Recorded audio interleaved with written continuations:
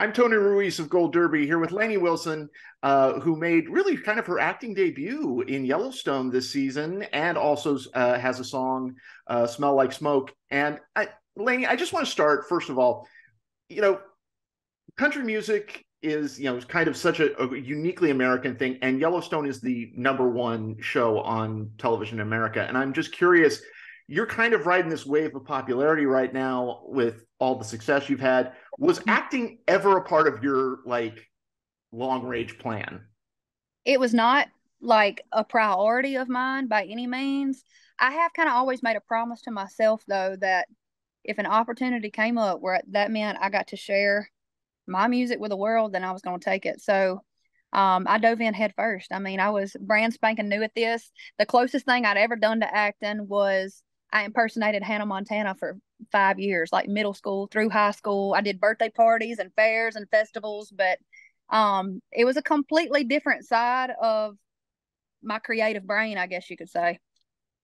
Is there any kind of connection between filming a music video and doing this, or is it just completely a different animal? There are a lot of similarities, but I will say there's some differences too. For me, learning the lines, learning the script was like learning a song that I didn't write. And sometimes that can be hard. I tried not to learn it too much. People had given me pointers. They're like, don't learn the lines so much that it just seems like you've rehearsed it over and over again, because you need it to sound like you're just having a straight up conversation with somebody. So I didn't stress myself out about that too much. It just kind of came out how it was supposed to come out. But yeah, I've learned that I really just love being creative. I love stepping outside of my comfort zone. I feel like if I'm not doing that, whether it's in the acting world or whether it's in the music world, then I'm not growing. And doing things that are scary can sometimes be fun too. What was your first kind of encounter with Yellowstone prior to joining the cast? So my manager, Mandolin, had pitched a song of mine called Working Overtime that was on a self-titled EP of mine before I even had a record deal. I believe this was like 2018.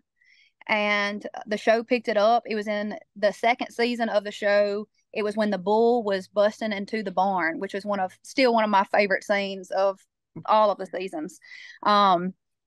And that's when Taylor Sheridan and Andrea Van Forster, who is the music supervisor of the show, they became fans. And Taylor ended up inviting me out to Las Vegas to play a horse reining competition that he puts on. And that's where I got to meet him and hang out and become friends. And we bonded over horses. I mean, I grew up on the back of a horse before I could even walk.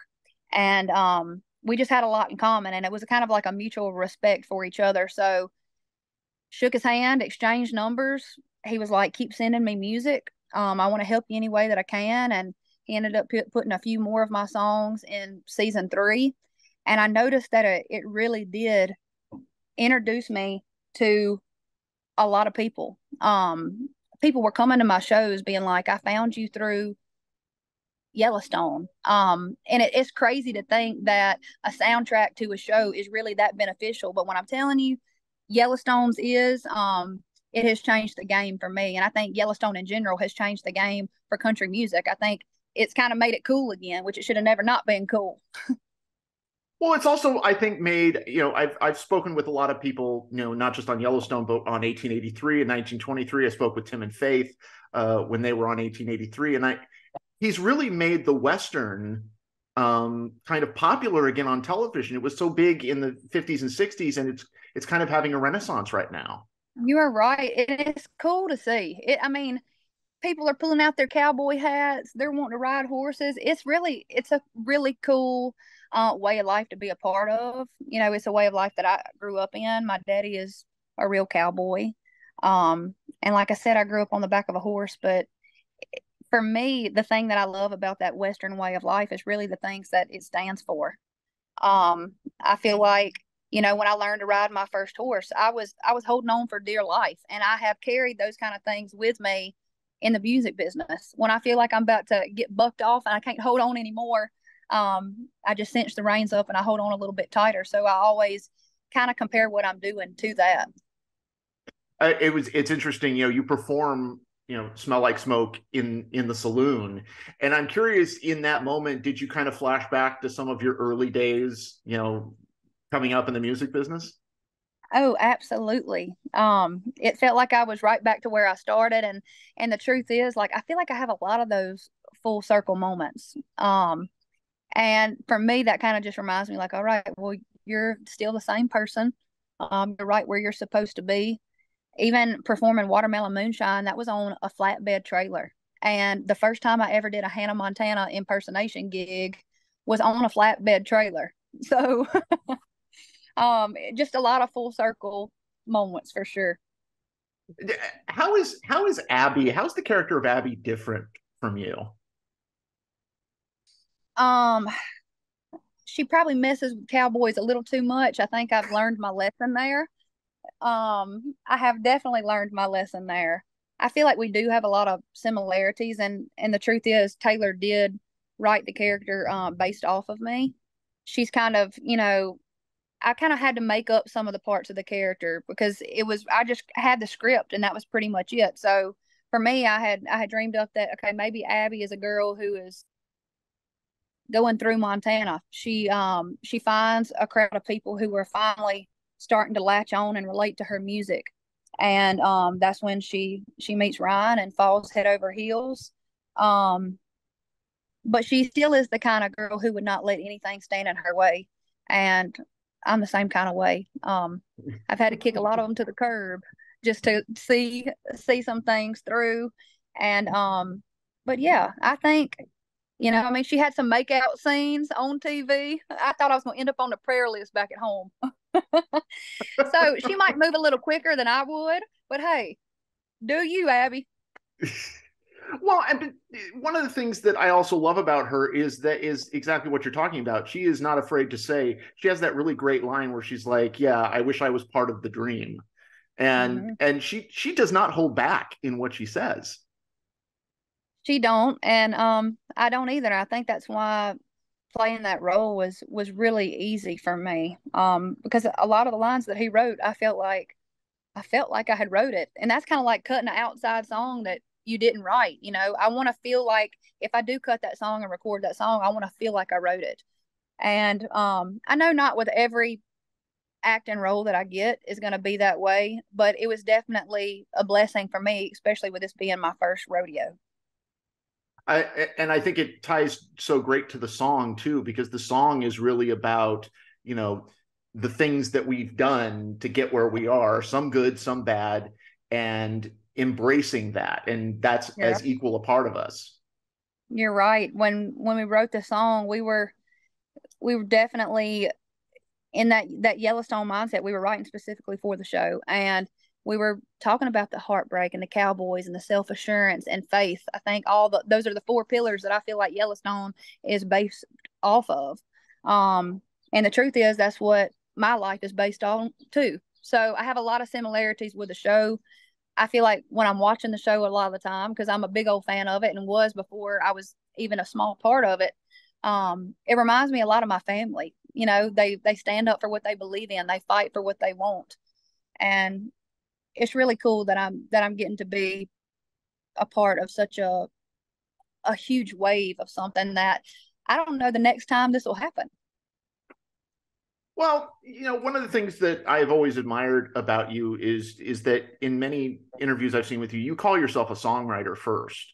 And I feel like that is something that's really come kind of full circle in the last few years, of more and more artists really taking control of their music and taking control of their songs and spilling out their guts in their songwriting. Sure. Was that always important to you from the very beginning?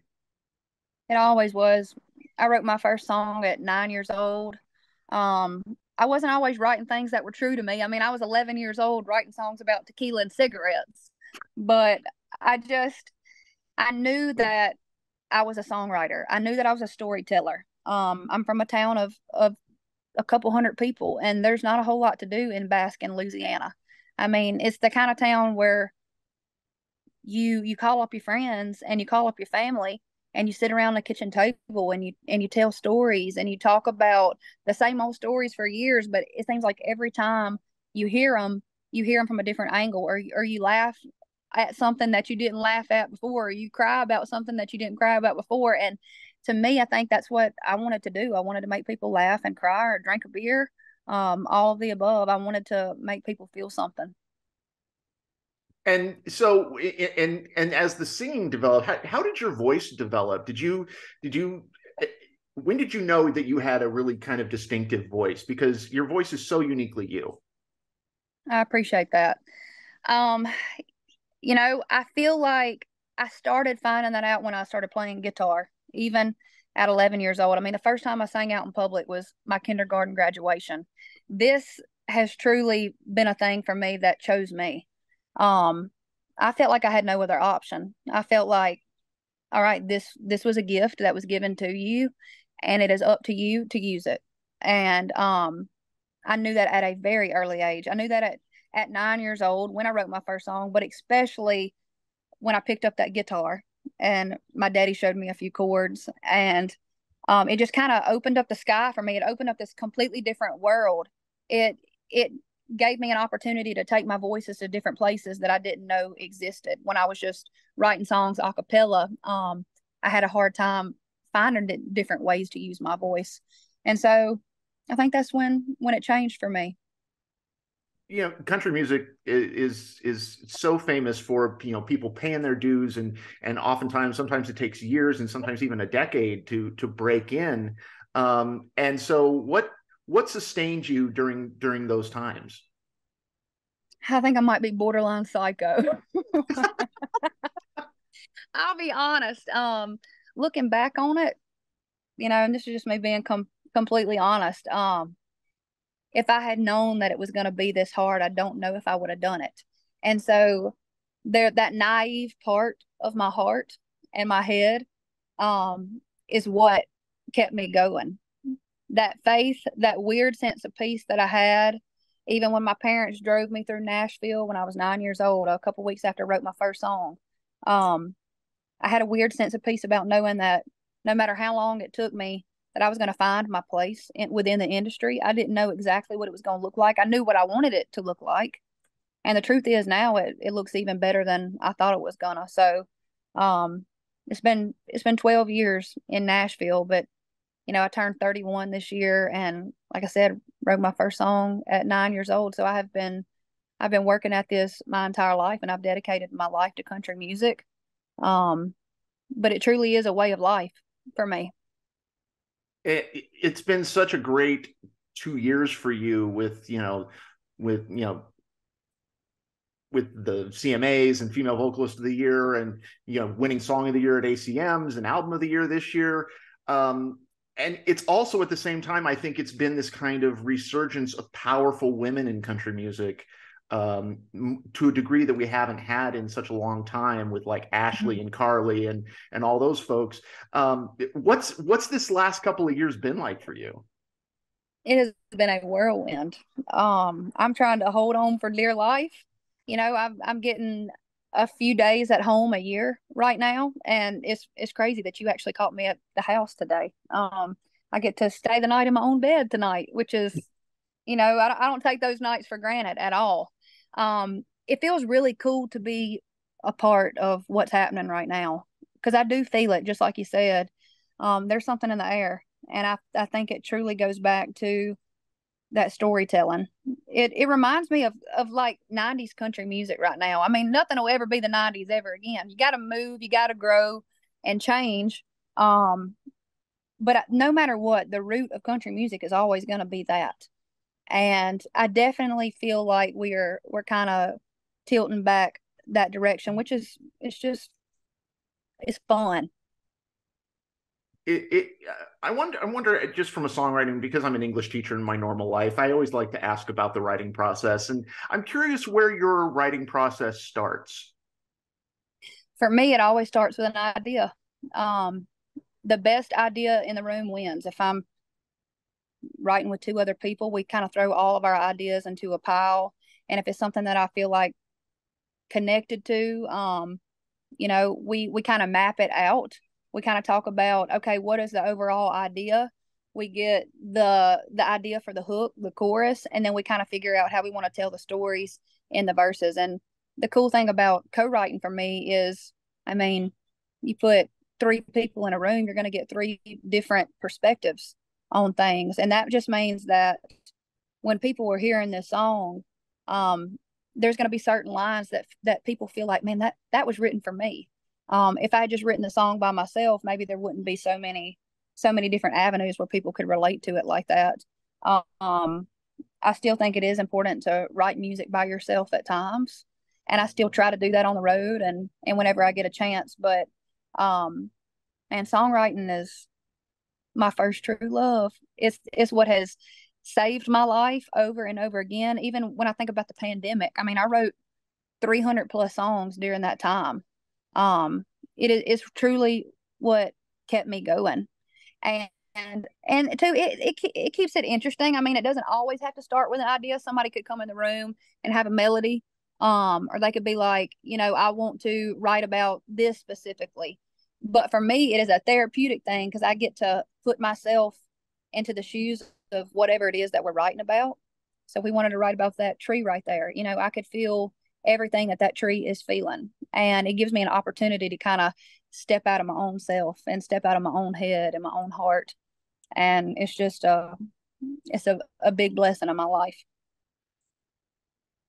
Well, Lainey, congratulations on everything. The show, the song, the Bell Bottom Country, which is such a fantastic album. And if you don't have it, go buy it. Everybody go to goldderby.com, make your predictions for the Emmys, and stay tuned for more interviews with contenders throughout Emmy season. Lainey Wilson, a real pleasure. Thank you. Thank you so much, my friend.